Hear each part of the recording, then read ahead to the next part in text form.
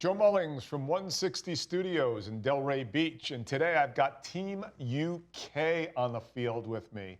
Tom, Mike, welcome to the right side of the pond. Thanks for having us. Yeah, it's been a while since we've had a chance to get you over. So Tom and Mike both head up our UK effort that's growing out pretty quickly there. They're up in a beautiful town of Newcastle. And when I first was told of Newcastle, and the way you guys described it, I was expecting a dreary, drab sort of town off somewhere, but it's really nice. I've only been fond of one other place my whole life that I got off the plane and walked in and said, I like this place. So you guys beat it up pretty bad. Yeah. That's what we have to do. It's a great town. Yeah, I'm glad you enjoyed it when you were over. Yeah, it's like a mix of tech. It's a mix of old school England. I mean, for sure, the architecture is gorgeous. The Tyne, right? Mm-hmm. Yeah. What do you got, like 6 bridges in that town that all span right across, pedestrian bridges, and I just found it like sort of quaint enough but industrial enough to be interesting. Mm-hmm. So you guys both grew up there, right? Close enough. Yeah, I'm about an hour south, so not quite as nice as Newcastle, but yeah. So how's it compared to Delray? You guys have been in Delray now for a few days. It's colder. Yeah, Yeah. it's colder. Everyone drives on the wrong side of the road here as well, so I don't think anyone's really figured that out yet, but we'll educate people. But wait a minute, you started off on the right foot. You lost your wallet your first night here. I did. I mean, 4 hours in, and yeah, I blame Wesley, but Right, 4 hours in, 4 hours in. Wes Kennedy seated. So for those that know Wes, 4 hours with Wes on a weekend is a week in some people's life. So. felt like longer. So what have you found out so far about Delray? Got a great beach. Got a great nightlife, great kind of day life as well. Just really nice environment to be in. Nice and warm as well. It's great. Great It's sort of area been to cold, be in. by the way, right? For our audience, this has been in the 40s, 50s, and 60s. For us, this is pretty cold, but you guys are finding this warm. I'm struggling. You're Yeah. struggling. I'm struggling, yeah. Yeah, like it's too warm for This you? is too warm for me. Yeah. Really? Way too warm. Yeah, aircon every night, as low as possible, not sleeping, struggling. So when we've been together now about a year and change, right? About a year and 2 or 3 months, you opened up the office. So Michael, you had previous experience before you joined our team, right? Quite a few years. Yeah, so 6 years in search. What kind of work were you doing? Tech work or? Yeah, so was predominantly in tech and naturally gravitated towards med tech because of my vested interest in the subject. I think when we first spoke, you shared your journey into med tech was because it was so complex and challenging, yet the products are so rewarding and do so much for so many people. And that's naturally how I gravitated towards it. And Tom, you've spent time in search as well. Yeah, so prior to here, I was here in search for around about 4 years. Again, similar to Mike, in big organizations, then going into a smaller business as well. Gravitating towards technology, so IT through to engineering. Used to do a lot of work in oil and gas, which is absolutely nothing compared to the cool stuff that we're doing in medtech. We're actually saving lives at the moment as opposed to what they're doing. Right, killing them with carbon footprints and fossil fuel. Absolutely, but yeah, I was doing a lot of cold work out in the US for one of my older organizations. Came across you guys over here, and I was just like, that seems pretty cool. Want to get involved in it, and I thought, why not join it instead of try and beat them? So that's right, or send us customers. So one of the things I know that, because I've spent a lot of time in the UK, a lot of friends over there own recruiting firms, a lot of friends are recruiters over there. TMG's got a really nice following over there in the UK. And what's been your experience now? So I'm not going to say other firms, but in TMG, what's been the big difference between the way TMG runs its search, the mentality, the culture, versus other organizations you've been exposed to? So Tom, start me out. I think it's how involved we are with the organizations. We're almost embedding ourselves within that company to drive that search. It's the way that we deliver those businesses to the market in terms of who we're speaking to from an individual perspective. We're not just saying, oh, we've got a job, can you come and speak to us about this? It's like, let's talk about the figures, let's talk about the data in the market, let's talk about the technology and be really concise with what we're doing and really delivering that message into the market for our organizations. And that's the biggest difference that I've seen from working in the UK industry as well. Coming into the Mullings Group, it's been a massive change, the way that we deliver that into the marketplace. And it takes a while to get used to that, because Completely. you mentioned that in your early months with us, it was a shift Yeah. right? Because I also understand that like some of the UK firms and other firms around the world, it's where's your billings for the month? Where's your Yep. numbers for the month? Put the deal on the board. And that is the furthest thing from it at TMG. Yeah, Yeah. totally. So for me, the big thing that I've realized is pressure is exerted from yourself at the Mullings Group, whereas at every other firm I've been at, it's been exerted from above. So it's like you say, it's tell me about your numbers, what you're going to do this month. And that drives a culture where people don't work collaboratively. They work as individuals because they have to save themselves, and it's a dog-eat-dog culture. Whereas the Mullings Group, everybody is working as a collective and as a team. And nobody is, in my whole time here has ever asked me how much money I'm going to put on the board. I put that pressure on myself, but that's helped me grow so much more. And yeah, saying you put that pressure on yourself is an understatement, Michael. I think you have the highest conscience of anybody I've ever worked with in my 30 years. And I love that, by the way, because so Michael's day and Tom's day start, usually I'm on the phone with them in the car at 6:30 a.m. And they've been at it already since what time do you guys start on your time? So take us through a normal day for you guys. Yeah, so a normal day involves waking up, checking emails, and seeing all the stuff that's happened in the night and panicking about how I'm going to sort that out before. What time UK time? So I get up about 6, between 5:30 and 6. Yeah. And then routine is kind of take my dog out, get him the exercise he needs, get myself to the office, and then when we're in the office. What time do you get to the office? So usually we get in for about 8:30, 9. So it's 3:30, 4 o'clock in the morning here. Yeah. On the East Coast. On the East Coast. Yeah. So it depends how late we've been working the night before as well. So if I've been speaking to people in the Bay and you know it's 1, 2 in the morning, I might get in a little bit later that time. And then we kind of get in and we strategize, and we always kind of sit and go through our comparative days together because it's good to actually have that communication. And then we get started on the phone, usually anything from 11 a.m. our time, which is 6 Eastern, to midnight, 1, 2 in the morning our time. Then you get the fun European side as well, where you're doing 6 a.m. with some guy in Germany, and then having to jump on a call at 11 a.m. with some guy in California. So it's you really kind of covering that full global, and it really kind of messes with your day, but it's great fun. It's good. We're experts in time zones. Yeah, you guys are. I mean, when I was over there, what was it, about a month and a half ago, you know, obviously I've traveled the world for TMG hundreds of times, and it was fun sitting in the bullpen with you guys because you guys have really got a science down, because we can cover searches, to your point, over in Germany, which is 8 or 9 hours ahead of, right? Or Israel, we have a lot of, you know, clients there. And then in the UK, and we'll talk about that in a minute with UK clients, and then the East Coast of the US, then the West Coast of the US.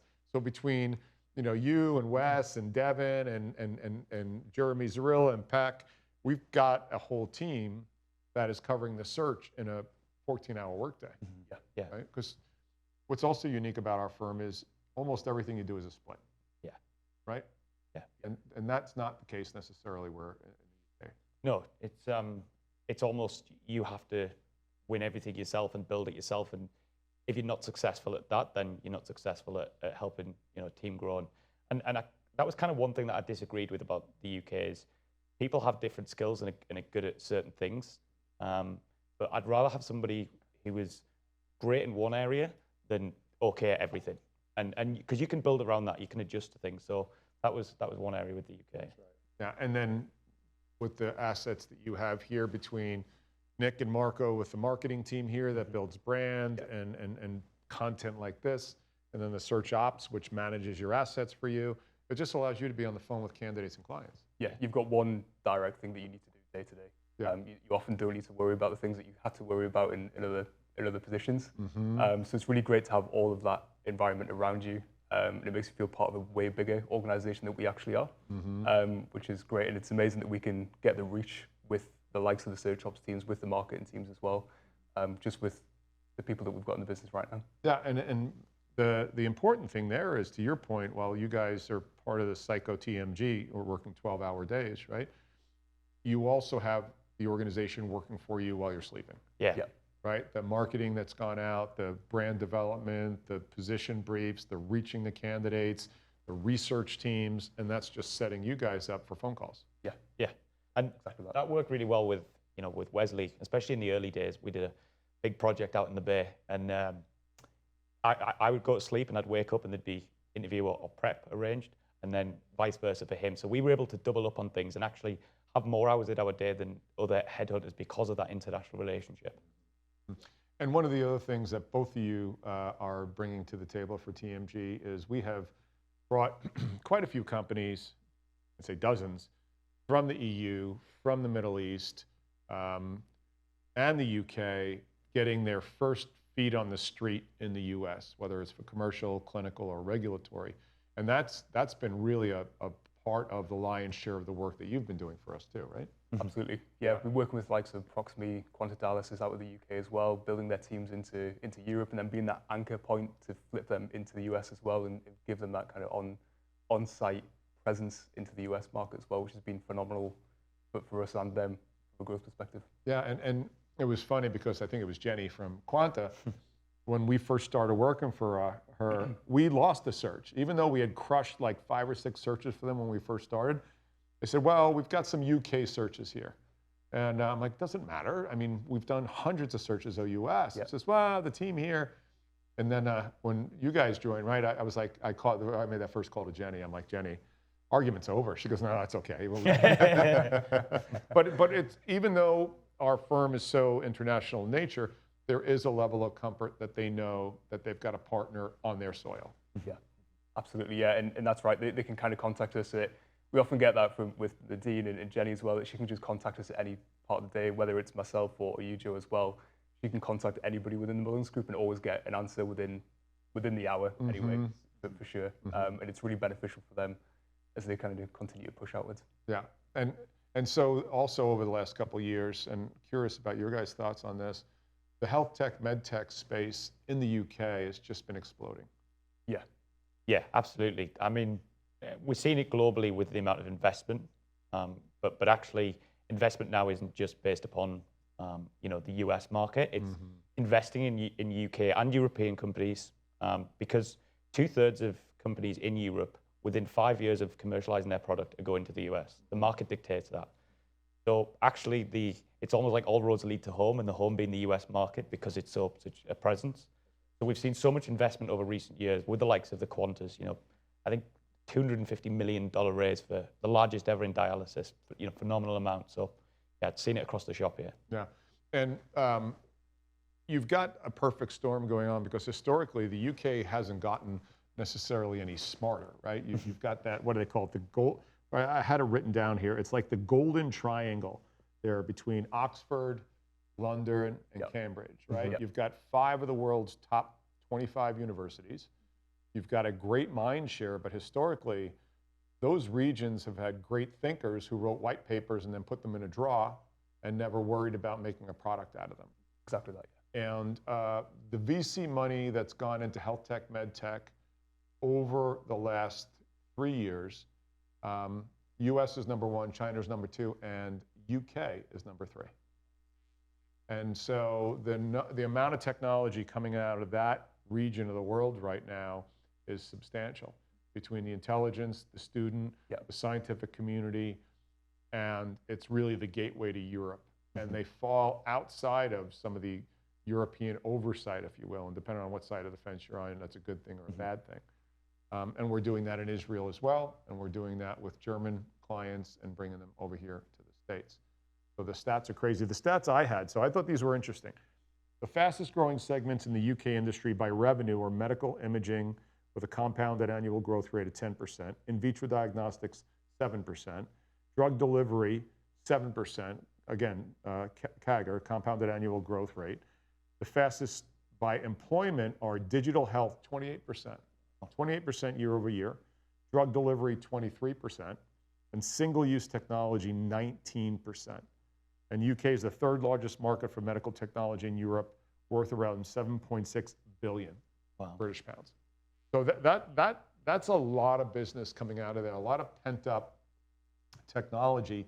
And the only other region in the world I think that's like that is Israel, where you've got 8 million people, you've got that beautiful small landmass, and turning out tech.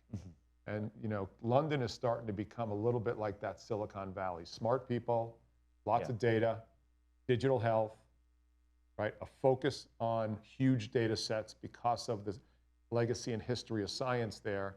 that sets up really for a perfect storm for success on a lot of these techs coming out. It's almost to me like the UK has to be an innovation hub because of our National Health Service. Because companies who commercialize in the UK, there is always going to be a glass ceiling because the National Health Service has a budget every year, so it can never go past that. There's so many technologies it has to open to tender for public contracts, etc. So the way I kind of look at it through rose-tinted spectacles is we're designing it for the rest of the world. But using that mind share and using the data sets and then using the initial investment from NHS, right, to get going, and then an eye always on the other side of the pond for here. 9 times out of 10 is government funding that gets it off the ground via the NHS, and then it gets pushed on from there. We're seeing it with other organisations not too far away from us, up in the northeast as well, and that is what their goal is to do after 5 years, is to push out across the pond and get across the US market. And NHS is pretty aggressive with their funding as well. I want to say, I had the numbers here, but the London Hub for Investments, right? So you've got European Health Tech raised 8.1 billion in 2021, up from 1.7 billion in 2016. That's a 4.9 times growth rate. London is the leading hub for health tech investment. The fastest growing subsector in London is remote monitoring and wearables, raising 345 million so far just this year. And it's up from 17 million in 2016. So there's some big money going in there. And again, they've got to leverage that money and bring it to the US. So I think you guys are positioned really well in that. What was the biggest surprise about working a heavy US market for you guys? So I know you both worked the US market before, and I remember when we first started out, they always warned me about the northern dialect in the UK. It's a little heavier than down in South England. But I've noticed both of you guys have taken on a little bit more of a U.S. Sort of accent now. Have you noticed it at home or with your friends? Yeah, it's a little bit more refined. Like if my old man see me right now, he'd be going crazy. But my other half says it all the time. Alrighty is the one that I say all the time, and I just get nailed for it off my friends as well. So I've started to say, let's get cracking on. So I'm trading it with you guys. Well, I think we could do a Geordie dialect one as well at some point. There was a guy in the street in Newcastle. He was the repair guy who came into the office. To change the locks when I was in there in Newcastle. He said something. I was just like, sure. I couldn't understand. What kind of accent is that called? So that's Geordie. That's Geordie? Yeah. You guys can't even understand it, can you? No, not really. So, yeah, it depends who it is. Depends how drunk they are as well. The more alcohol we have, the worse ours become. So, so let's highlight Newcastle. So I was asked why Newcastle, and first it was because that's where you guys were. That was the honest answer. And yet when I pulled into Newcastle, romanticism aside about how cool the town is the tech sector, the pharma, biotech, life science, med tech construction going on in that city was pretty compelling. Like these, I don't know how many stories those 3 or 4 buildings are right there where we are in the biosphere. And then there's a couple. There was the Biosphere. What were the other ones? There's the Biosphere, the Catalyst, and then the Lumen buildings. And then you've got the Newcastle University Business School and their lab area as well. With a lot of the research businesses are actually started out of those labs itself. So we're right in the middle of that innovation, but they're like 5-6 stories high. So you're getting maybe 20 companies in. Yeah, and where we are, that is made specifically for life science incubators. Correct. Right? Yeah, all biotech life science incubators. Yeah, everybody in our building is all life science biotech incubators, and we're sitting right in the middle of that. Yeah, that's correct. Next door to a CEO, which is just amazing. And the building opposite us as well, which is a sister building, that's the National Centre for the Prevention of Aging. So obviously with the news of the last few weeks of Jeff Bezos' investment in Altos Labs, they're actually having the connection with Newcastle out of that facility. And the money coming in there too, beside medtech, health tech, and life science, there's a big fintech push in there too, right? Didn't a couple of large organizations? Yeah, massive fintech. I mean, there's like Sage, who a global WorldPay organization. There's other fintech businesses in there as well. Just general IT business as well. There's loads of technology that's happening, not necessarily directly in the center of Newcastle, but in and around the peripherals, like the business parks. It's all driven towards technology.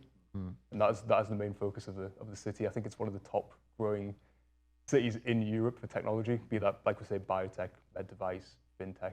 All the life Everyone's sciences. focused on it. Yeah, and then that health tech sector, which has really been empowered because of COVID, is how can I monitor you outside of a hospital?